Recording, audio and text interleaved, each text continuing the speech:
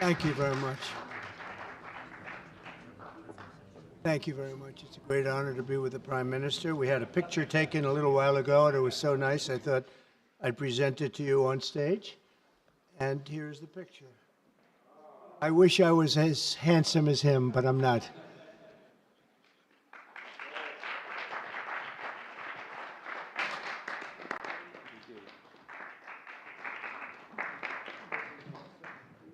Okay, thank you. Oh.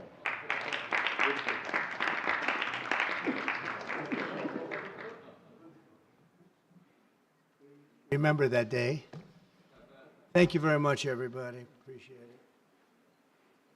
I'm delighted to welcome Japanese Prime Minister Ishiba Shigeru to the White House for the first time. And Prime Minister, it's an honor to have you with us, a great honor. Japan is a great country.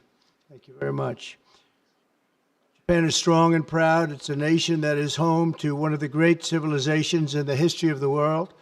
For nearly 80 years, the American-Japanese people have enjoyed a friendship like few others. We've had a great friendship across the vast ocean, and we found ourselves united by bonds of history, commerce, culture, mutual admiration, and great respect. After our meeting today, I'm confident that the cherished alliances between our two countries and others also will continue to flourish long and into the future. The military cooperation between the United States and Japan is one of our closest security partnerships, and it's one of the closest we have anywhere in the world. Our service members work together every day to defend our common interests. Japan is committed to double its defense spending by 2027 compared to my first term. They've invested a lot of money because of my first term. We worked on that very hard with Shinzo. You know, the great Shinzo Abe, and we look forward to seeing even more so. Shinzo and I worked very, very long and hard, and those numbers are very reflective after my first term. And now they're going up very substantially based on our conversations today. In addition to being vital for our shared security, Japan is one of the top purchasers of U.S. military exports and equipment. And I'm pleased to say that this week my administration approved nearly $1 billion in foreign military sales to Tokyo. The United States is totally committed to the security of Japan. We will extend the full strength of American deterrence capabilities in defense of our friend and ally, 100%. In the years to come, the Prime Minister and I will be working closely together to maintain peace and security, and I also say peace through strength, and all over the Indo-Pacific. And to that end, we also remain committed to the effort I began in my first term to ensure safety and stability on the Korean Peninsula. Prime Minister Ishiba and I spoke long and hard about a vital economic relationship between our two countries and the continuance of that relationship. The United States and Japan trade over $300 billion in goods and services each year. Japan has invested nearly $800 billion, and that's going to go up very, very substantially in the coming months, more than any other country. And they're going to have some competition. We have a lot of people coming in and investing in the United States. I think the feeling throughout the world has never been stronger about this country. As a result of our victory in 2024, the presidential election, the Japanese investment and technology giant SoftBank announced plans to invest between $100 and $200 billion. And we have many other companies investing that number, higher than that number, some a little bit less, but we have trillions of dollars of investment pouring into our country now that you didn't have just a short while ago. Today, our teams discussed how our two nations can do even more to stay on the cutting edge of artificial intelligence, along with the quantum computing, semiconductors, and other critical technologies. And they're coming out. The problem with technology, that kind, it's obsolete in about 2 days, so we have to start all over again. Doesn't last long. We agreed to cooperate even more closely to combat the Chinese economic aggression, which is quite aggressive. I'm also pleased to announce that Japan will soon begin importing historic new shipments of clean American liquefied natural gas in record numbers. It'll be record numbers. With our Secretary of the Interior, we were talking, I think Doug is here. Hello, Doug. Please stand up, Doug. Doug Burgum, everybody. We're talking about the pipeline in Alaska, which is the closest point of major oil and gas to Japan by far, less than half the distance of any other location. We're talking about a joint venture of some type between Japan and us, having to do with Alaska oil and gas, and that's very exciting. They're very excited about it, so are we. As we deepen our economic relationship, I made clear that the United States will be conducting trade with all countries based on the principle of fairness and reciprocity.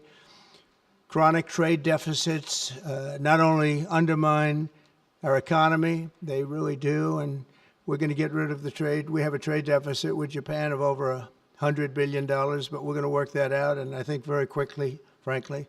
We can do it just on oil and gas. We can work it out, so we intend to do it very quickly. We both understand that. And as America welcomes new foreign investment, we also want to ensure that companies build their products and factories here in America, not simply buy the assets that we have.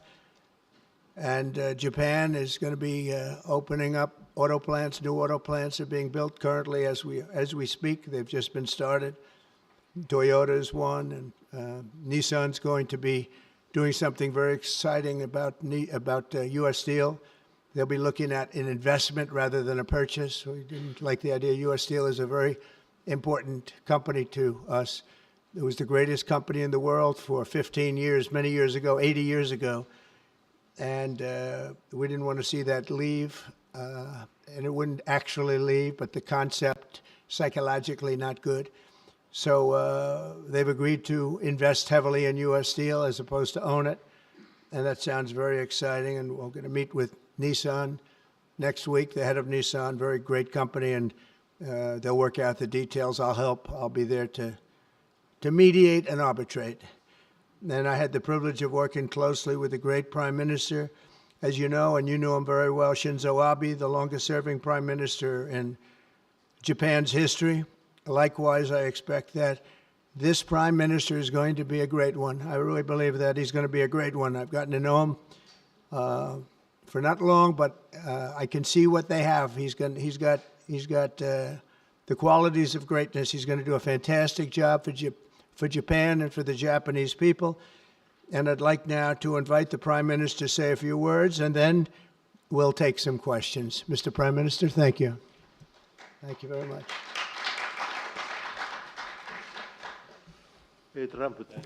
Mr. President Trump, I would like to sincerely thank you for inviting me to the White House today, immediately following your inauguration. I also thank you for your very warm hospitality. I have come to Washington, D.C. with the hope of having a face-to-face meeting and deepening our mutual understanding at this early date with President Trump, who is now leading the United States, the most important country for Japan's diplomacy and security, and aligning our perspectives and visions that Japan and the United States should pursue. What should we do to advance the national interests of both of our countries in synergy and to realize peace and prosperity in the Indo-Pacific?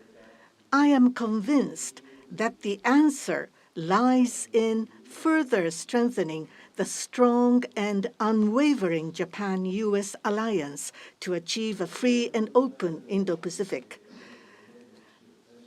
President and I concurred to strengthen the deterrence and response capabilities of the alliance and to work closely in addressing strategic challenges that both countries are facing in this region. I conveyed to the President that Japan, as an ally of the United States, is ready to share responsibilities and to play its own role I also reiterated Japan's unwavering commitment to fundamentally reinforcing its defense capabilities, and we confirmed the unwavering commitment by the United States to the defense of Japan. We reaffirmed that Article 5 of the Japan-US Treaty of Mutual Cooperation and Security applies to the Senkaku Islands, with half of the world's population and approximately 60% of the world's GDP. The Indo-Pacific serves as the engine of growth and vitality for Japan, the United States, and the world.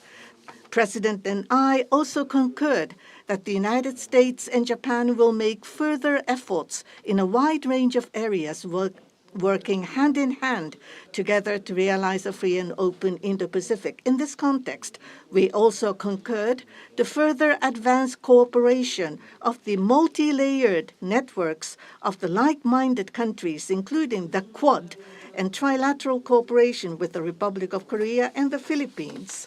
We also discussed Japan-United States cooperation to bring about growth and prosperity.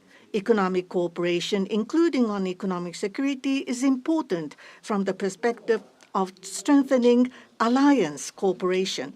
Japan is the closest economic partner of the United States and has been the world's largest investor in the United States for 5 consecutive years. Also, with the inauguration of President Trump, the momentum for Japanese companies to invest in the United States is growing even stronger. Today, I conveyed my willingness to cooperate together to elevate Japan's investment in the United States to an unprecedented amount of $1 trillion. President Trump and myself also concurred to elevate the Japan-US partnership to an even higher level through improving business environment and increasing bilateral investment and employment, strengthening each other's industries, leading the world in developing advanced technologies such as AI and leading-edge semiconductors, and strongly promoting efforts to harness the energy of the growing market in the Indo-Pacific region. We also confirmed that we will cooperate to strengthen energy security between the two countries, including increasing exports of United States liquefied natural gas to Japan in a mutually beneficial manner. Regarding foreign exchange, as in the first Trump administration, close discussions will continue between Japanese and the U.S. finance ministers, who are experts in this field. We also held candid discussions on challenges the Indo-Pacific region is facing. We confirmed that we are resolved not to allow unilateral attempts to change the status quo by force or coercion, and to oppose such attempts in the East and South China Seas in order to fully defend a free and open Indo-Pacific.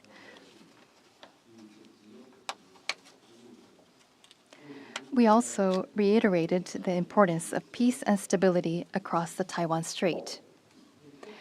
Regarding North Korea, we affirmed the need to address its nuclear and missile program, which poses a serious threat to Japan, the U.S., and beyond, and that Japan and the U.S. will work together toward the complete denuclearization of North Korea. As the abductees and their families continue to age, I conveyed my strong sense of urgency and determination directly to President Trump, and gained his renewed strong support for the immediate resolution of the abductions issue. While this was my first face-to-face meeting with President Trump, we were able to openly and frankly exchange views, and our meeting turned out to be very productive and meaningful. As a result of today's meeting, which marked a new departure for the Japan-US relations, we are issuing a Japan-US Joint Leader Statement. This document will serve as a compass for further cooperation between our two countries. On the basis of these deliverables, I look forward to working together with President Trump, who I respect immensely, to usher in a new golden age of Japan-US relations. I look forward to welcoming you to Japan. And I'm very excited about that prospect. Thank you, Mr. President. Thank you very much. Thank you. Any questions, please? Peter? President Trump, I have two on DOGE. Elon Musk said today, I love Donald Trump as much as a straight man can love another man. What does the First Lady think about that? Oh, I think she'll be okay with it somehow. So, Democratic lawmakers are really upset that DOGE engineers have access to these Treasury payment systems. The Senate Intel bench wrote a letter to Susie Wiles. They're saying that these systems are used to disperse trillions of dollars each year and contain everyday Americans' personal information like social security numbers, home addresses, bank accounts. Why does DOGE need all of that? Well, it doesn't, but they get it very easily. I mean, we don't have very good security in our country, and they get it very easily. And what we're doing, if you look at what has just taken place with respect to some of the investments that have been made on another agency that people have been talking about for years, but nobody did anything about it, it's absolutely obscene, dangerous, bad, very costly. I mean, virtually every investment made is a con job. There's nothing of value to anybody unless there's a kickback scheme going on, which is possible. And we're going to be doing more and more of that. We're going to be looking at Department of Education. We're going to be looking at even our military. We're going to be looking at tremendous amounts of money, Peter, being spent on things that bear no relationship to anything and have no value. We're talking about trillions of dollars. It will be, in the end, trillions of dollars being absolutely wasted, and perhaps illegally. I would say certainly in many cases illegally, but perhaps illegally overall. And I'm very proud of the job that this group of young people, generally young people, but very smart people, they're doing. They're doing it at my insistence. It would be a lot easier not to do it, but we have to take some of these things apart to find the corruption. And we found tremendous corruption. You mentioned the Department of Education. What did you think when you saw Democratic lawmakers trying to get into the Department of Education earlier today? Well, I see the same ones. I see Maxine Waters, a lowlife. I see, all these people. They don't love our country. They don't love our country. We want great education. So they rank 40 countries in education. We're ranked dead last. But the good news is we're number one in one category. You know what that is? Cost per pupil. We spend more per pupil than any other country in the world. You look at Norway, Denmark, Sweden, various countries all up and down, Finland, China does very well in education. And then you look at us. We spend much more money than they do per pupil or any other way, but we spend much more money than they do, and yet we're ranked this year, Biden's last year, congratulations, Joe, we're ranked dead last. So what I want to see is education. Number one, I like choice. We all like choice. But beyond choice, long beyond choice, I want to see it go back to the states where great states that do so well have no debt. They're operated brilliantly. They'll be as good as Norway or Denmark or Sweden or any of the other highly ranked countries. They'll be, you probably have 35 to 38 states will be right at the top. And the rest will come along. They'll have to come along competitively. And by the way, we'll be spending a lot less money. And we'll have great education. As part of this DOGE talks about the cutting effort, one of the DOGE engineers was fired for some inappropriate posts. The vice president says, bring him back. What do you say? Well, I don't know about the particular thing, but if the vice president said that, did you say that? I'm with the vice president. Thank you, Peter. Yeah, go ahead, please. Yes, red dress. Thank you so much, Mr. President.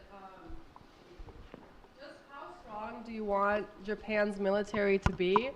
And do you specifically hope that their increased military spending will deter China and North Korea? What did you talk about that today? Well, I want our military to be the strongest. I also don't mind spending so much money on the military because we build it here. It's made in the USA, all made in the USA. We have, I rebuilt our military during my first term did a great job. We left some of it behind in Afghanistan, stupidly. There was no reason for that, but it was still as much as it was. It was billions and billions of dollars, but it was a small part of it.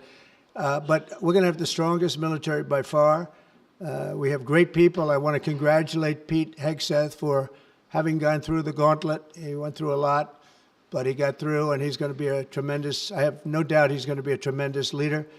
And other of the leaders sitting here, they're in their own fields. We're going to do something very, very, very great, and we expect great things. But I expect the strongest military by far in the world, far stronger than China, far stronger than anybody, and that's the way it is. Thank you very much. Would you like to ask a question, please? Go ahead. Thank you, Mr. President. Thank you. This is Hiramoto from Nippon Television. My question, let me ask two quick questions. Sure. First, this is the first meeting between Mr. President and Prime Minister Ishiba. So what kind of impression do you have on him? And number two, do you have an idea or do you have a plan to impose tariff against Japan so far? Thank you. I think that he is going to be a great prime minister. I think he's a very strong man, very, very strong. I have great respect for him. I've known him for a long time through a reputation. Shinzo Abe thought the world of him, and I think he's going to do a fantastic job as prime minister. A very strong person. I wish he wasn't so strong. I wish he was a little bit weaker than that, but that's what I got. I have to get strong guys all the time. He's going to be a great prime minister. I also, in terms of tariffs, I mean, we're going to have tariffs, mostly reciprocal tariffs, where we go with, and I'm going to be probably meeting on that Monday or Tuesday, have an announcement, probably a news conference, but probably reciprocal tariffs where a country pays so much or charges us so much, and we do the same. So very reciprocal, because I think that's the only fair way to do it. That way, nobody's hurt. They charge us, we charge them. It's the same thing. And I seem to be going in that line as opposed to a flat fee tariff. Okay? Yes, go, please. Please, go ahead. Why don't you go ahead?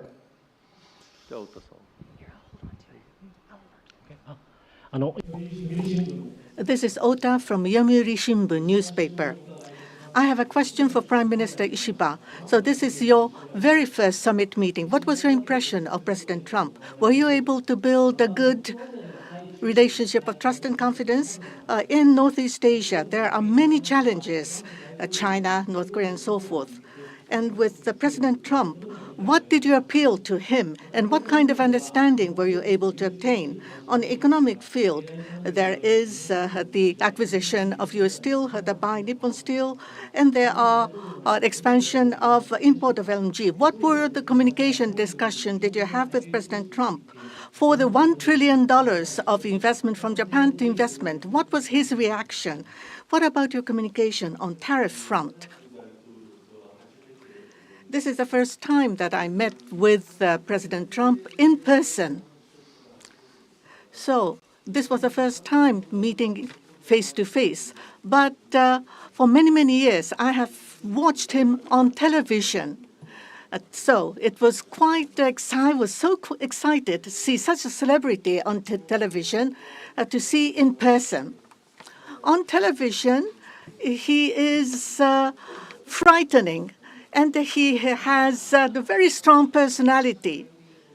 But when I met with him, actually, he was very sincere and very powerful and with strong will for the United States as for the whole world.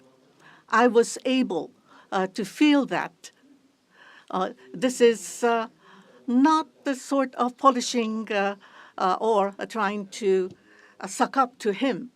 For the world peace and for the regional stability that both of our countries need to play our role and make our endeavors and responsibility. As for the increase of our defense expenditures, it is not that we are told by the United States to do so. Japan, on our own decision, and on our own responsibility, we need to increase our defense expenditures. But of course, we need to communicate and consult with the United States.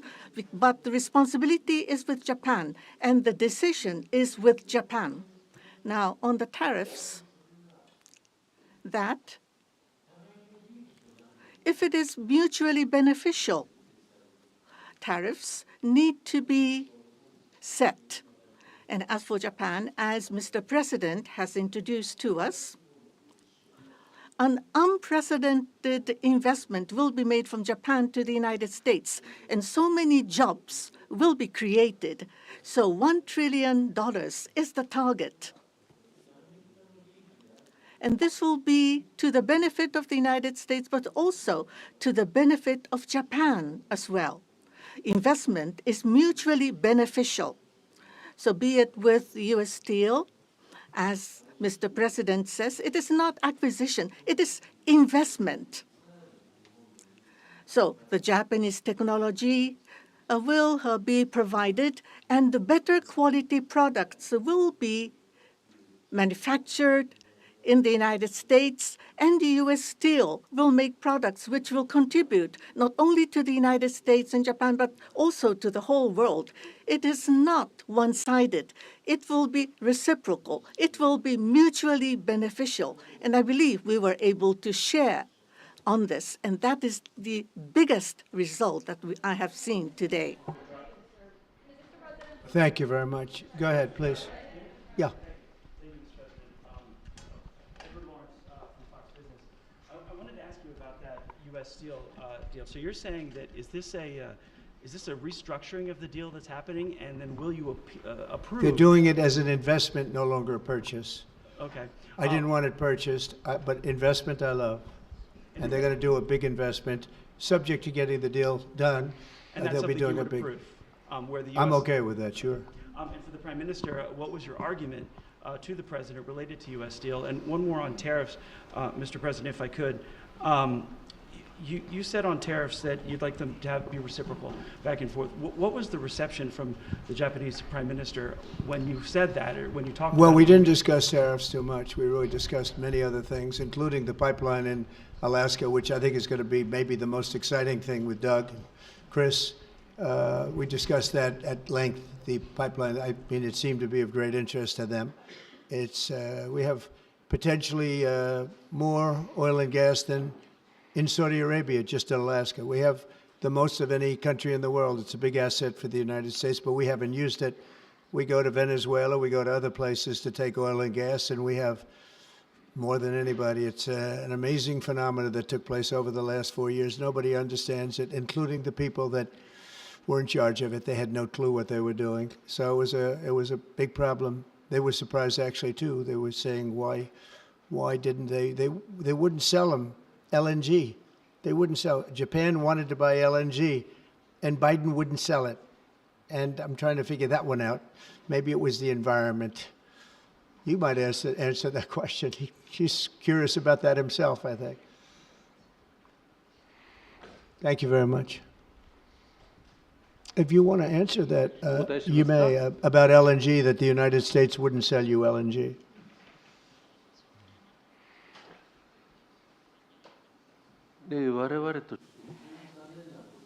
That was a really unfortunate thing, but the current administration, the previous administration was not allowing the LNG to be exported to us. I believe that President Trump, on the day of his inauguration, allowed us to resume this importing. I think this is something that is really wonderful for us. And as the country of Japan, we are interested in importing not just LNG, but also bioethanol, ammonia, and other resources at a stable price, a reasonable price from the United States. And we also want to improve the trade deficit that the U.S. has towards Japan. So if we are able to buy those at a stable and reasonable price, I think it would be a wonderful situation. And for that, I am very appreciative to President Trump.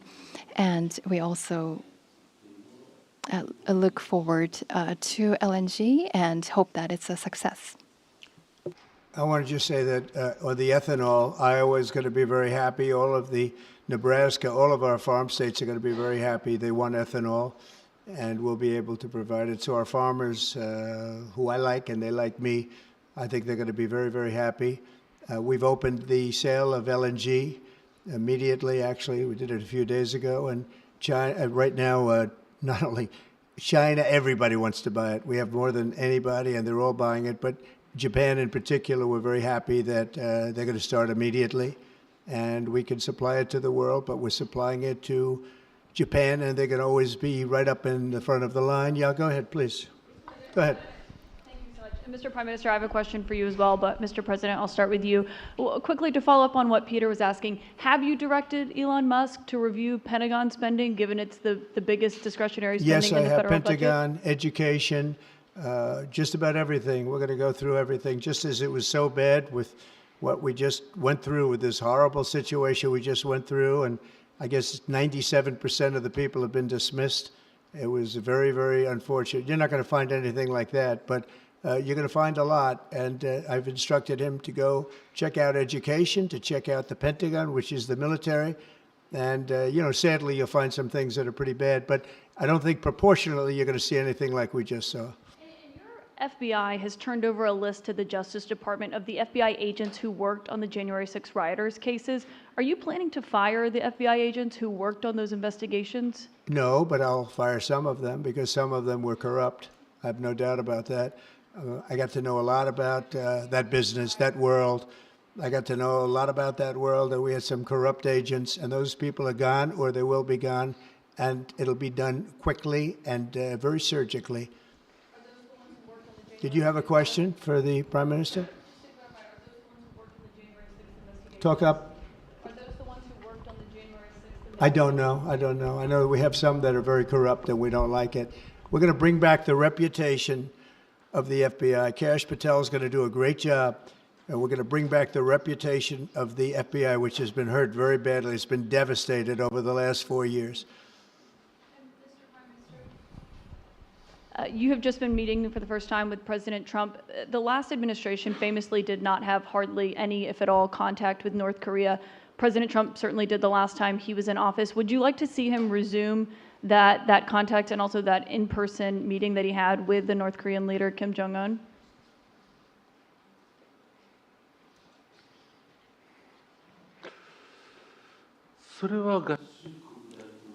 That is something that the United States needs to determine on its own, and it's not something that we should request. Having said that, but for example, in Vietnam or Singapore, the President of the United States, President Trump, was able to meet with Kim Jong-un. I think that's a very positive development. So now that President Trump is in power again, if we are able to move towards resolving issues with the North Korea, I think it would be great. And of course, for us, that includes not only denuclearization, but also resolving the abductee issue. And so not only the victims of the abductees, but also their families too are aging. And so our time is limited.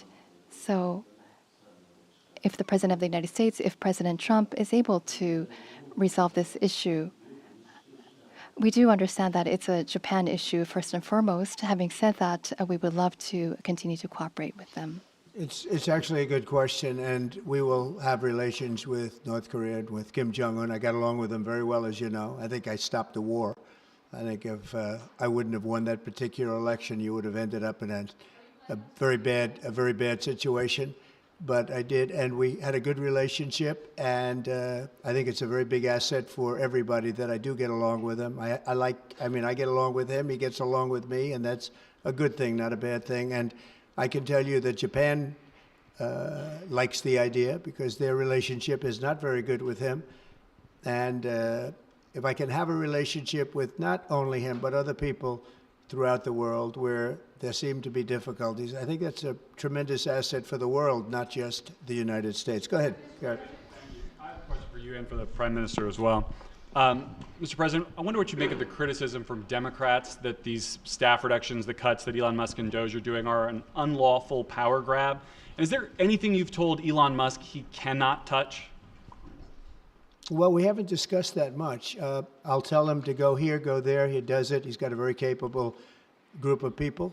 Very capable. They know what they're doing. They'll ask questions, and they'll see immediately as somebody gets tongue-tied that they're either crooked or don't know what they're doing. We have very smart people going in. So I've instructed him go into education, go into military, go into other things as we go along. And they're finding massive amounts of fraud, abuse, waste, all of these things. So, but I will pick out a target and I say go in. There could be areas that we won't, but I think everything's fertile. You know, we're a government. We have to be open. And as an open government, I don't know, I guess you could say maybe some high intelligence or something. And I'll do that myself if I have to. But generally speaking, I'll just say go. But he will be looking at education pretty quickly, and he will be looking at military too. As you know, the bulk of federal spending is Social Security, Medicare, programs like that. Would you like to see him look at those programs as well? Well, they don't really have to be looked at by him. They can be looked at by us. Social Security will not be touched. It'll only be strengthened. We have illegal immigrants on Social Security, and we're going to find out who they are and take them out. We have illegal immigrants in other Medicare. We found a lot of bad people, a lot of people that shouldn't be on, that were put on through California. A lot of them come out of California. We're not going to stand for that. So we're going to strengthen our Social Security, et cetera. We're not going to touch it other than to make it stronger. But we have people that shouldn't be on, and those people we have to weed out. Most of them, or many of them so far, have been illegal immigrants. They shouldn't even be in the country. Do you have a question for the Prime Minister? I do. Mr. Prime Minister, the President's affinity for tariffs is well known. If the U.S. places tariffs on Japanese imports, would Japan retaliate?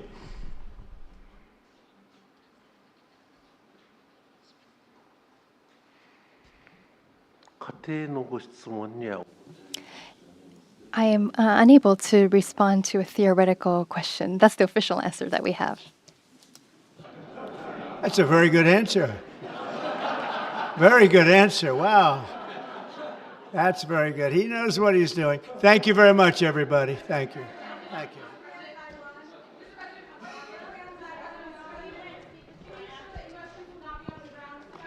Thank you, everybody.